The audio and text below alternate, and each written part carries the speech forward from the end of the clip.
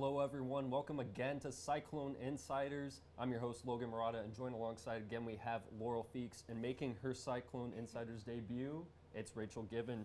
So last time we left off, the Cyclones have had two, I should clarify here, men's basketball games since we last met on the show. One at home last Saturday against a pesky Texas team, and one against Baylor. They split those games, but first we're going to let Laurel Feeks and Rachel show us the recap of Saturday's game against Texas. Can we run that? Needing a win to build up their lost momentum, the Cyclones took on the Longhorns on Saturday. The awaited return of Jameel McKay happened in the opening minutes of the first half, and Hilton went wild. He recorded a block and a dunk, seemingly getting back in the groove. George Niang had a trio of three-pointers and racked up 15 points in the first half. Iowa State and Texas hooked horns throughout the whole second half. Monte Morris was a playmaker, going 2 of 3 on threes and scoring 19 points during the second half. Junior Matt Thomas had a great night, grabbing 9 points and going 4 of 5 at the line. Once Texas's Prince Ibeh was fouled out in the final minutes, the Longhorns could not stop the Cyclones, and the Cardinal and Gold went on to win it 85-75. The Cyclones will be back in Hilton on February 20th playing against TCU. Tip-off is at 6:30 p.m. on ESPNU. For InCYders, I'm Laurel Feeks.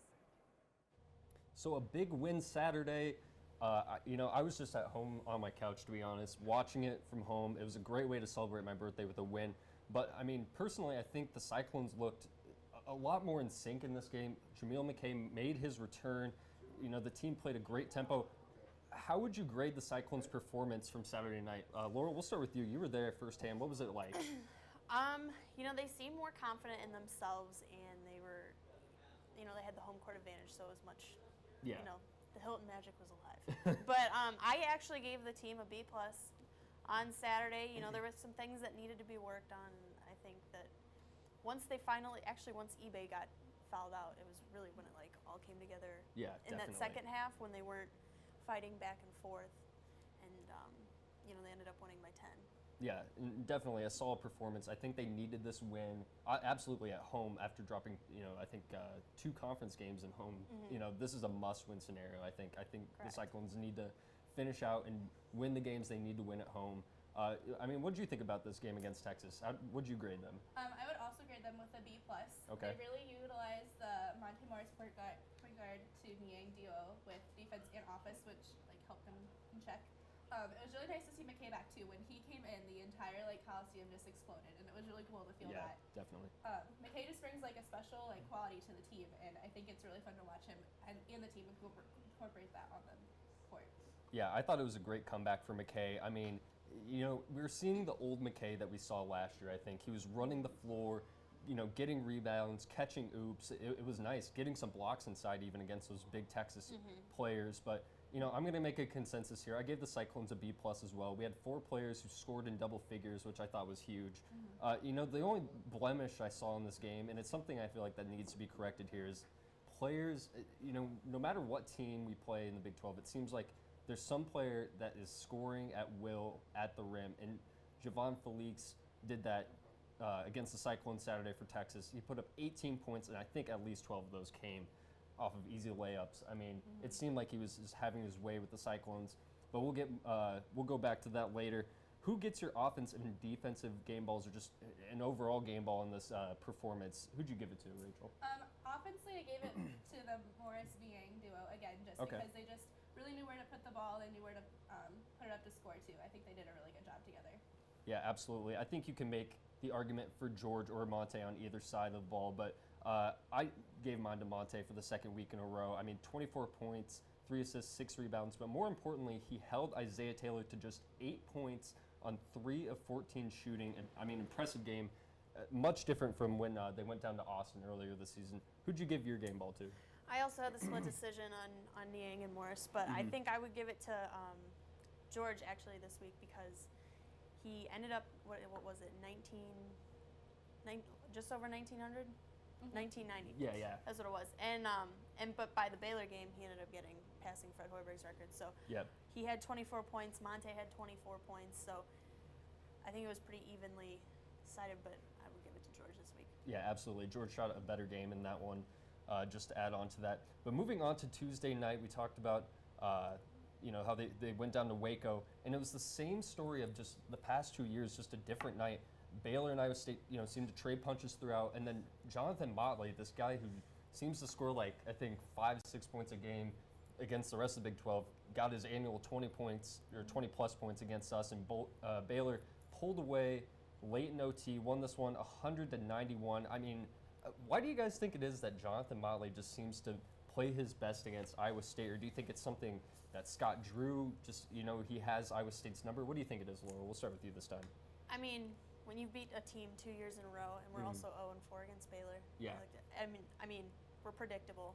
It's got to be, and they were on home court advantage. So I think, and Motley ended up scoring 27 points. He was 7 of 11 at the line, and then there was so much confidence coming into this from the past that it made the present super easy. Yeah, absolutely. And Baylor just has that length. They're a long, athletic team. And, the Cyclones just don't match up well to that. Yeah. What do you think the reason is? Do you think kind of the same thing we were going off of, or what do you have?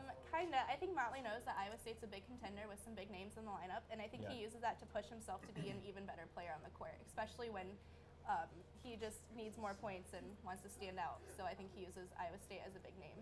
Yeah, absolutely. And I think the other thing is he has like a lot of supportive players at his position who are already good with Rico Gathers and Waller Prince or whatever, Torian Prince or whatever. So, he has strong players at his position. So I think it's easier for him to step up in an already smaller team like Iowa State and, put up a big performance. But I'd also like to point out that Scott Drew seems to expose us every time, and he always seems to have players that are attacking the hoop. So, I think it's just Baylor and Scott Drew have our number as of right now, but we'll see if the Cyclones can bounce back. But with that loss now, in overtime games, Iowa State is now 0-3. I mean, do you guys think that depth is becoming an issue? Iowa State only seems to run about 7 or 8 deep. Do you think that will be a problem come March? Do you think depth is an issue for us? Oh yeah, definitely. I really think that Iowa State just doesn't know what to do in overtime. They just get really ahead of themselves. They think they can pull it out, and they just lose the whole team aspect and playing as a team each time, and it just hurts us. Yeah, absolutely. Laurel, did you have anything different? Or? No, I don't think we have the best depth either, but I think, and like Taylor mentioned last week, we keep playing Jordan Ashton and not playing over Cook, over Cook. And I think Cook is the better option. Manko likes that. Cook is the way better option. Baylor, he only played for 0 minutes. Yeah, he didn't even get a full minute of play. Seconds. Yeah. But Ashton got like 5 minutes. And I think come March we really need to be able to say, hey Cook, you can go in there, score points for us, and be a playmaker. And I just don't see Jordan Ashton being that yet. Yeah, absolutely. I mean, both are young players, Cook and Ashton. But I'd give the experience to Cook. He's played more Division I games. But either way, we just need some fresh legs to get on the court. I think teams are just able to get Iowa State into foul trouble 1 or 2 players, and then at that point, they're able to outlast State late in games, and they just have fresher legs on the floor. But to look on the more positive side, after the loss, Iowa State history was made in this game. George Niang, the 4-year senior, passed his former coach, Fred Hoiberg, for 3rd place in the Iowa State all-time scoring list. Now, I got to bring up this question. Where does this put Niang in the ranks of all-time Iowa State greats? Rachel, we'll start with you on this one. I know you were talking to me about a couple throwback players you put ahead of him, but I found a couple of players from the 80s who I thought were pretty cool. Jeff Grayer and Barry Stevens, 2 top scorers for the Cyclones. I know they're older, but Grayer was also on the 1988 Olympics team and had 9 years in the NBA, which I thought was pretty impressive. Stevens is actually the next guy Niang could possibly pass if he could get a lot of points per game. He needs 176 more points, but I mean, if he wants to do it, maybe it's possible. Let's hope he wants to do it. We could use all the points we could get. Yeah. But I personally think that. So do you think that Niang's resume still needs to be told a little bit if he does go professional or anything along those lines? Do you think that could add, could bump him up the list a little bit if he added to his resume? Yeah, I definitely think so. Okay, and then how about you? Where did you put Niang on your all-time great list? Of course, he passed him in the points, but I don't think anyone's ever going to beat Fred Hoiberg. Yeah. Ames loves Fred Hoiberg. Yeah. And, the Bulls There's right the now. mystique The Bulls really don't like him right now, so if they want, we'll take him back. But but George, I think that this is really going to start his career and really push him into doing the NBA and being professional. And I think this is just the start for him of being one of the greats. And he even said, I can't remember, I read it somewhere, but he was like, I want to be the guy that takes his kids back to Ames and say, Dad, your dad played here, and sees his number in the rafters. Mm-hmm. Yeah, and on my list, it was tough for me because there's a lot of Iowa State great players. I mean, I had Marcus Fizer, Jamal Tisley, Fred Hoiberg, Abdulaziz, and Hornacek maybe above him. But I definitely think Niang is a top 5 player, and I think over the years, his number will be hanging up in the rafters of Hilton. Oh, yeah. But we're going to toss to a break quick. But when we come back, we'll preview the next men's game against TCU, and we'll make some Big 12 predictions. But before the break, also, we have some coverage of Sunday's wrestling meet in which Iowa State was able to top West Virginia. We'll toss to that right now. Stay tuned. You're watching InCYders.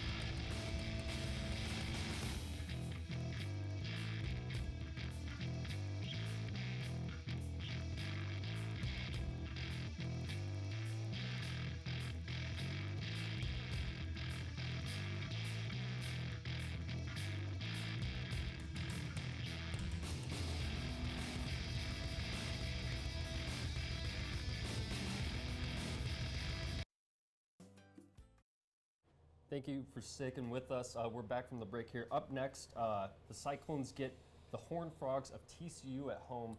Now, TCU, they're not the hottest team in the Big 12. They're, in fact, kind of the doormat. Only 2-11. Just being honest. Only 2-11 in conference play with a losing record of 11-15 on the year. I mean, what's your prediction on this one? I think we might have a consensus here, but give me who you think will win in a score. We'll start with you on this one. Oh, all right. I think Iowa State will definitely win with a score of 92 to 68. Wow. Wow. So a beatdown. Smackdown for sure. Smackdown. It's like WrestleMania in here right now. All right, so you're predicting the Smackdown. Wins don't come easy in the Big 12, but I do think Iowa State will win this one, and handily at that. It's at home. This is a must-win. I don't think Iowa State can afford to lose any more must-win games like this. Oh, yeah, for sure. I think they want to build some momentum. I'm going to go 84-70 the final in this one. Not quite a smackdown, but just maybe like I don't even know, just a little jab on the shoulder or something. But all right, who do you take in this one? Are you making a consensus pick? Yeah, I mean, I think what they need to use this game as is refine the skills and try and really work on the things that haven't been working against the big teams. Mm-hmm. And but TCU's been scoring high 40s to low 60s all season, and I think the Cyclones are going to take this one 82-69. So kind of in the middle of what you guys just said. But still a bold prediction, but no, it's a big win for the Cyclones. That'd be big. Do you think this is a chance for Pro maybe? If they do pull away, to work some other guys in the rotation, mess with some different rotations, get Ashton, Cook, and Carter some playing time? You think that's a chance for him? Oh, definitely. And I think the fans would love to see Stuart Neslick just play the I've whole been waiting game. for Stu. Do the tip off at least. No, but I mean, yeah, no. In all seriousness, no. I think getting the other guys in and being able to play Carter, Cook, and Yeah, personally, I know Carter's still a very raw player. He hasn't refined his skills quite yet. But I'd like to see him get some playing time. They need all the post support they can get, especially players like McKay are getting in foul trouble. We talked about the Baylor game, and he had 0 points and 5 fouls. Yeah. Why is it that we've seen this McKay that we haven't quite seen the McKay we've seen last year? We've seen glimpses. Why do you think that is? We'll start with you on this one, Laurel. I think there's a lot of pressure to perform as he did last year, and it's hard to continue on with that. And I think that is really one of the biggest deals for him, losing my words here. But, it's hard for him to perform from last year and continue on with all that pressure and trying to be the successful team that they were last year and continue on. Yeah, I mean, he was put up on a high pedestal after last year's performance. The thing people need to realize, though, is it's a different team. You don't have the defensive support of Hogue down there. You don't have the big body. You don't have the length of Bryce DeJean-Jones for what that's worth. I think McKay was able to come over and help side a lot more instead of being the main defensive anchor that he is this year. But why do you think it is that we've seen, wishy-washy McKay, in these past few games?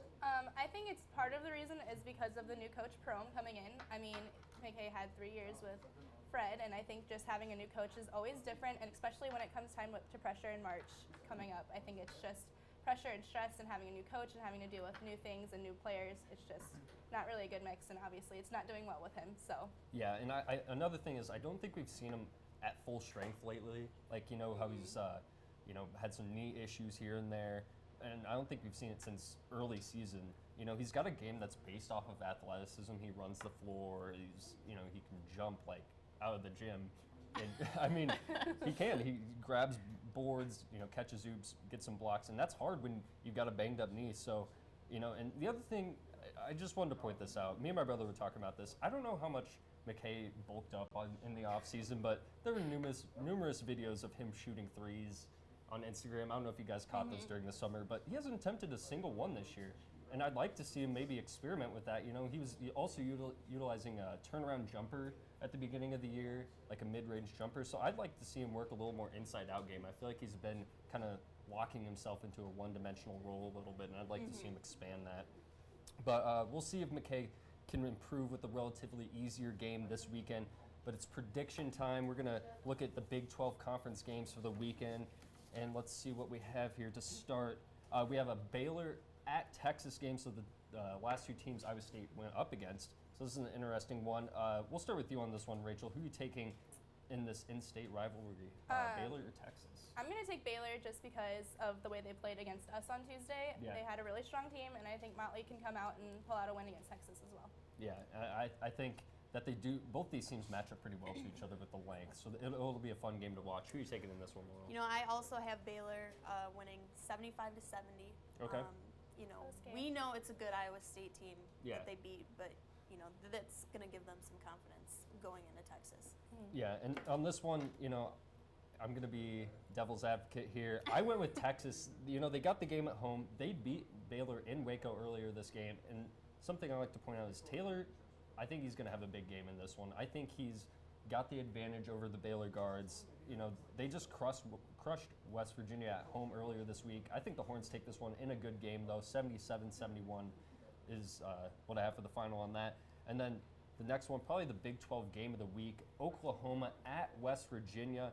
We'll start with you on this one, Laurel. Who are you taking, Mountaineers or Sooners? This is a battle for second place in the Big 12. I'm taking the Sooners on this one. They're facing West Virginia's facing an angry Oklahoma. Yeah. And I feel for Oklahoma.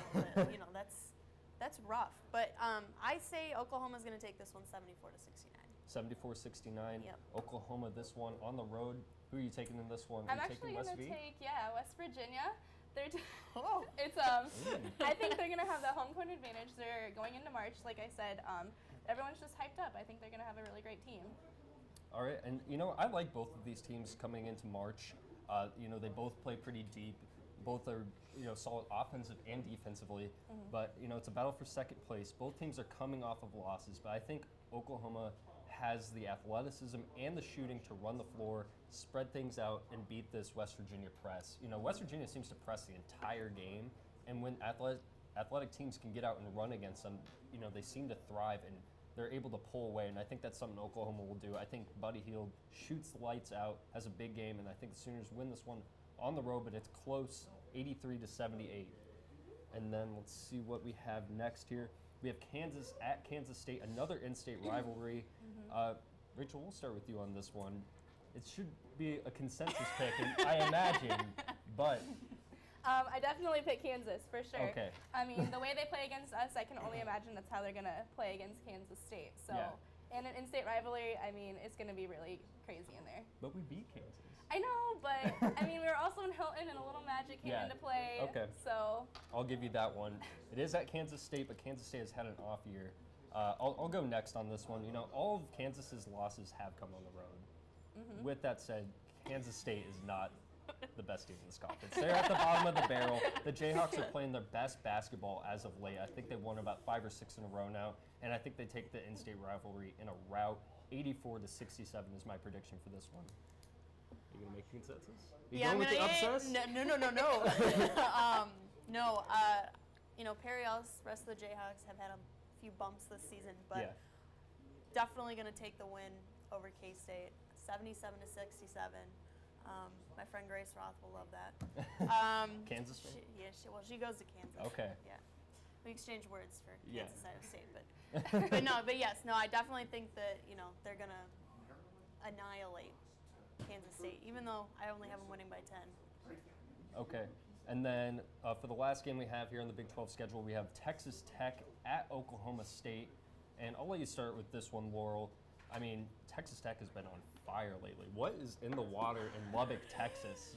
According to Taylor Mankel, something stinky, but Texas Tech has been, on a roll. They've beaten Iowa State, Oklahoma, and Baylor in their last 3 games. Talk about a resume builder for March. What do you think about the Red Raiders? Do you think they continue this roll? Well, I think so, and I don't think that they should be discarded at all at this point in the season. Yeah. And especially heading into March, this is huge for them. And I think this just is a classic case of Big 12 basketball. Yeah.